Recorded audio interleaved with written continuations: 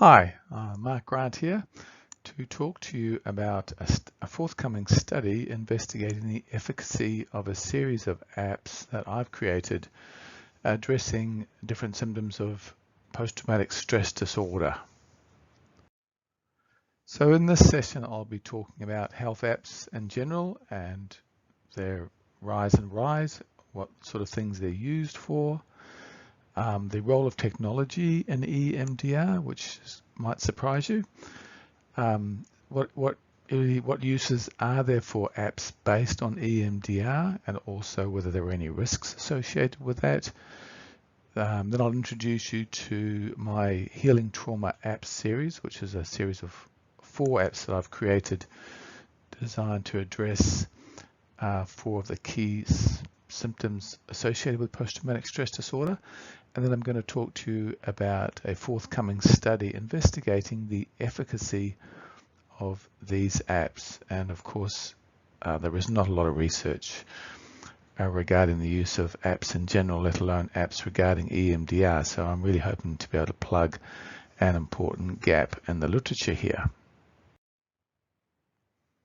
So as of 2021, there are a staggering 325,000 health apps, of which some 10,000 are aimed at mental health, and then 500 or so at post-traumatic stress disorder, and down to 12 being based on EMDR.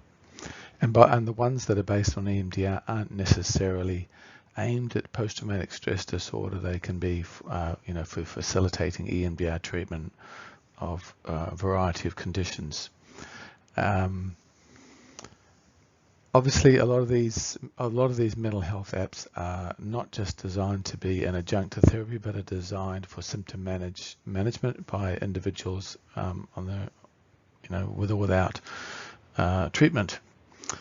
Of course, since the COVID epidemic, there's been a huge uptick in the use of health apps, and as I pointed out, they may be used as an adjunct to mental health care or as standalone symptom management resources. Mental health apps are the fastest growing area of app development, and as you mightn't be surprised to know, there's relatively little research regarding them. So this is just a projection of the growth in health apps expected over the sort of next 10 years, going starting from 2017, 2018. And as you can see, this is just going to be an area of massive growth, which means that it's going to be something we're going to see in our clinical work, whether it's referring clients to apps to help them manage their symptoms, whether it's using apps in the session or to complement or facilitate treatment. It's going to be something that we're all going to be dealing with. According to this review from 2019, these were the top 10 meditation apps, and by default the top 10 mental health apps. And really just the point of this slide is to show you that, and to advise you that 90% of downloads and revenue comes from Calm and Headspace alone. So those were very well known, very well marketed, visible kind of apps are I suppose the ones that people are drawn to, and yet my apps have attracted steady use with very little marketing since I created the first one in 2014. So I think the message is that the informed person looks beyond just those big name sort of apps, and there's a place, certainly a place and space for apps that target specific populations and relying on I suppose different technologies as opposed to those traditional meditation based apps, of which there are so many. So what sort of things are people using mobile apps for in the health arena? They can be used for information and education, symptom monitoring and management. That could be of a medical condition, or managing one's anxiety or depressive symptoms or chronic pain. They can be used as an adjunct to treatment, or where people are logging their meditation or their homework exercises. They can be used as personal digital assistants for quitting smoking, promoting healthy eating, reducing calorie intake, exercising, and so on. And of course, in the medical arena particularly, but there's no reason why this couldn't work in the mental health area as well. They're used as a tool for communicating with the health system, improving adherence to treatments, for example, taking one's medication on time, but it also could be, completing an activity log or homework exercises associated with CBT, and so on and so on. Now, I don't want to overhype the efficacy or use of mental health apps. So I've got these two quotes to sort of, I suppose, indicate the different ends of the spectrum in this area. So the first quote is from an online mental health publication, and he's quite a strong advocate. Smartphone-based mental health apps represent a unique opportunity to expand the availability and quality of mental health treatment. Well, possibly they do, but they're a long way from really knowing whether they can fulfill that potential or not. So you get a much more conservative tone from the second quote, which is from the Journal of Psychiatric Research. Mental health apps have potentials in improving the monitoring and management of mental health symptoms or disorders. And that's generally the tone that most research publications that have addressed the question of the use of apps in mental health are taking at the moment. Very conservative, emphasizing the lack of research, the unknown pitfalls, and so on. So as generally our profession is taking a very cautious approach to this, and probably rightly so. So coming into EMDR and the role of technology, actually EMDR has a long involvement with technology, arguably dating really right back to its inception, when Shapiro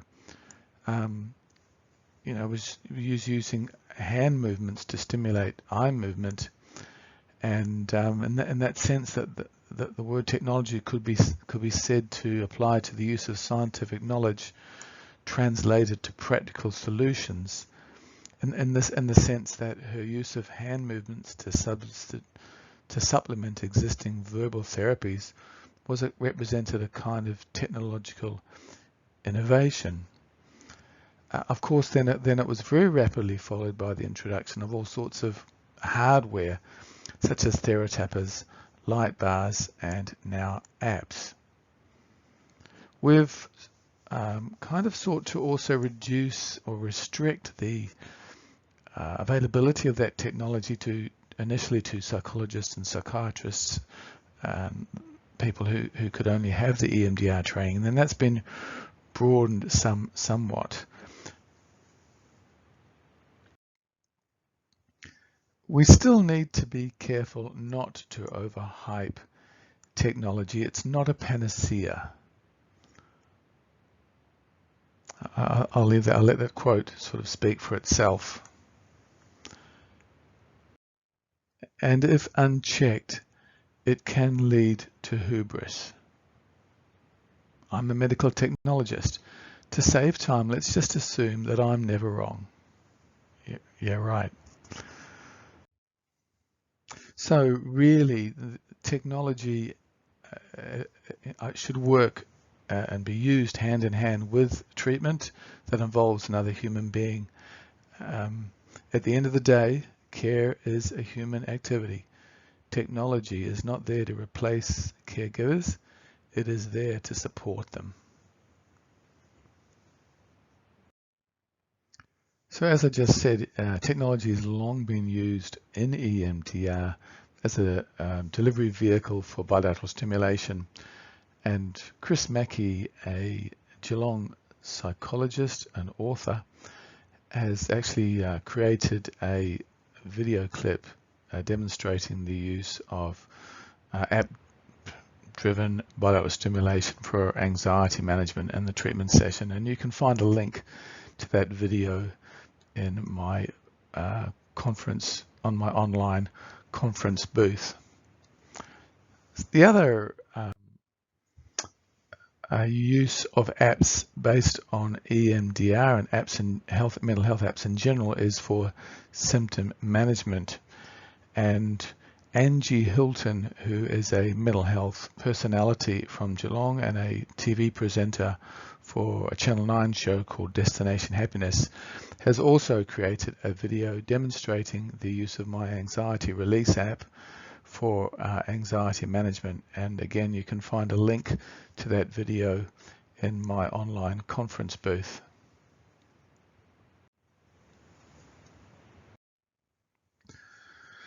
Of course, an app based on EMDR is not EMDR. It can't replace EMDR, and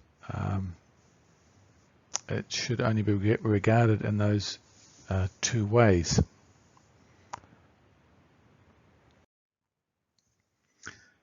And now apps have lots of advantages as a self-help resource, as a symptom management device. They're always accessible. The client has control. I forgot to write this up there, but they're cheap. They're either free or very minimal cost. If you compare them with the cost of self-help books or even CDs just a few years ago, they're just really a very economical kind of treatment aid. Are they safe? Well, at least in terms of self-use of bilateral stimulation, the primary effects are de-arousing. It's not intended to be done for processing, and that's how I've created it in my apps anyway. Now, I've had offhand 3 reports of negative, and they were only transient events or responses, and out of 20,000 downloads, and what's it, 7 years since the release of my first app. So while I can't rule out the risks, the evidence, such as it is, would seem to indicate that they are on the whole fairly safe.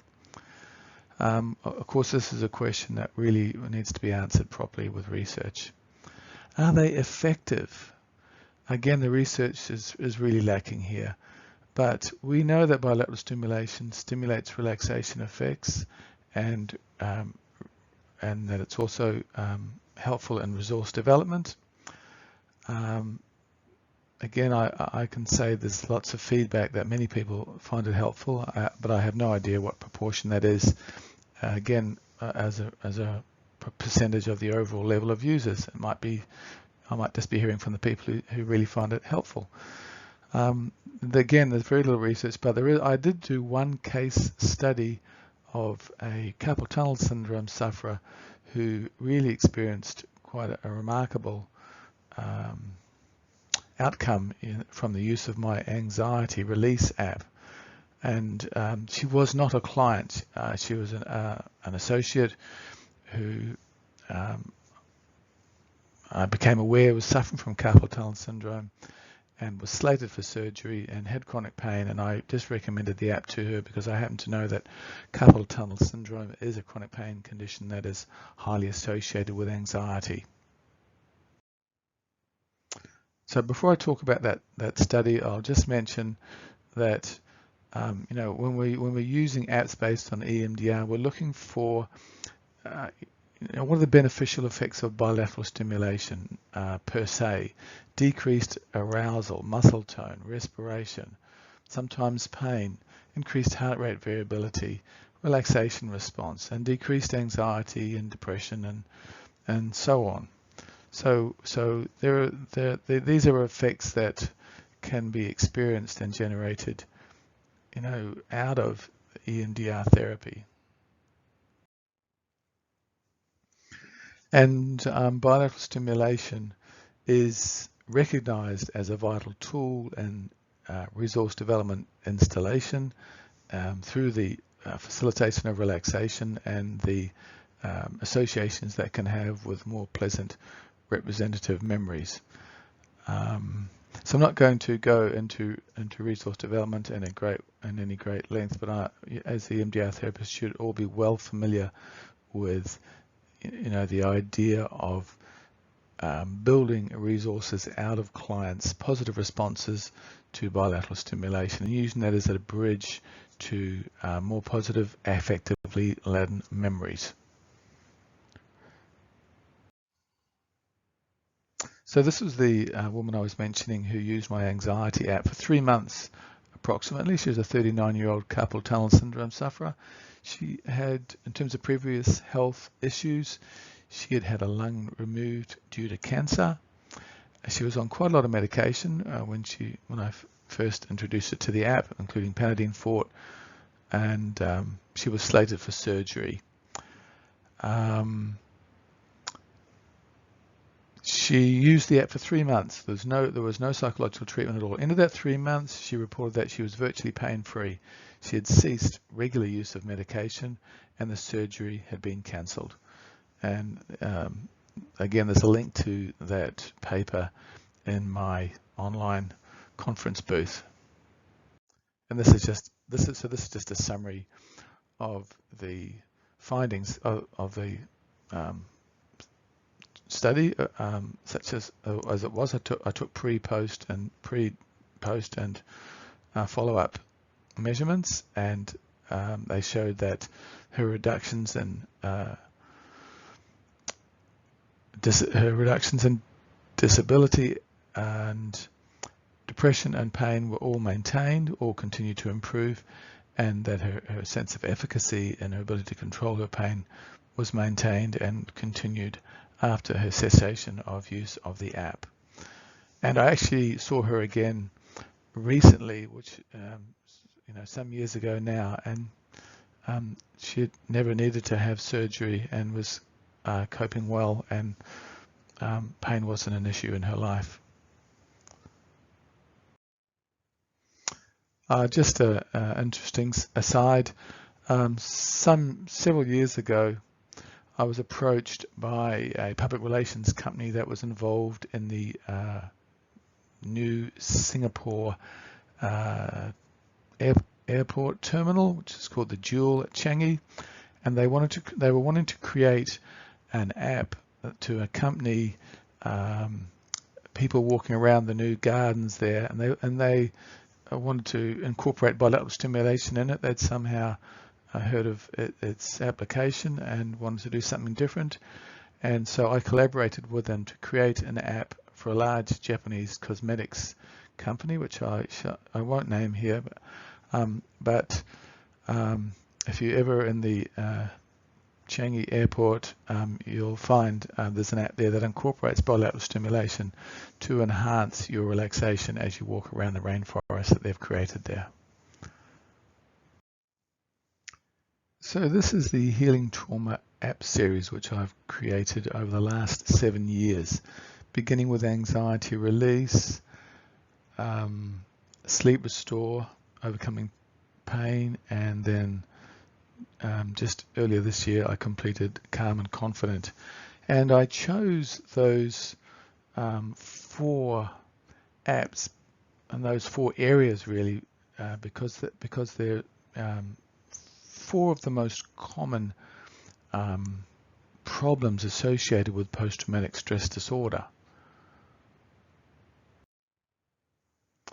So, for example, chronic pain sufferers are 3 times more likely than the general population to suffer from PTSD, and vice versa. PTSD sufferers are much more likely to suffer from anxiety, insomnia, and identity issues. PTSD, anxiety, insomnia, medically unexplained pain, and confidence and self-esteem issues really, kind of represent four of the core symptoms or problems that people with PTSD suffer. And depression is another big one, but I felt that it would get too complicated if we had more than 4 apps, and that depression is sort of subsumed under emotional disconnection and numbness, and that if people are managing their anxiety, getting better sleep, getting more rest, managing their anxiety, becoming more connected with themselves, managing medically unexplained symptoms, that you'd expect there to be an alleviation in mood disorders as well. So what is an app that's based on an EMDR? What are the defining characteristics of an app that's based on EMDR? Well, of course, it includes audio and or visual bilateral stimulation. Some apps have speed control, mine don't. I personally don't think that it's that necessary, but it's obviously a nice facility to have for people who like different speeds. I've got around that problem by having different kind of bilateral stimulation tracks that have different speeds. Of course, they include dual focus of attention. They're based on the AIP model, so all of my apps include information about EMDR and the AIP model. They all have a somatic focus, which really means that they invite users to notice what they're feeling in their body before and after the use of bilateral stimulation, and they're guided in the doing of that. They all include cautions and caveats for people who might be suffering from a dissociative disorder or symptoms, and all are recommended to seek treatment if they're in that situation. And in general, people who are using the apps are advised to seek treatment if they haven't already, and if their problems are beyond what would be expected to be able to be managed just from the use of an app. So the idea of recommending treatment is really aimed at a lot of people whose first attempt to seek help is to reach for an app, and it may just simply be that their problems are beyond what can be addressed with an app. And so it's really using the app as a springboard to leverage them into treatment and to facilitate. And we know that statistically, quite a small percentage of PTSD sufferers, anxiety sufferers, depression sufferers ever seek treatment. So the apps is actually a good leverage tool. So these are the details of the study that I'm planning. It's in the ethics stage at the moment, which is, we're talking October 2021. It'll be online recruitment for people who are suffering from symptoms of PTSD, not currently in treatment. Just would be too much of a confounding variable if they were currently in treatment. And we'll be looking at about 100 subjects, and they'll be randomly allocated to either a treatment group or a non-treatment group. And of course, the non-treatment group the treatment condition is that they'll get all 4 of the apps: Calm and Confident, Sleep Restore, Overcoming Pain, and Anxiety Release. And they'll be asked to use them for 3 months or so on a daily basis, and they'll fill in various questionnaires along the way. And at the conclusion of the study, the non-treatment group will also get all those treatment resources.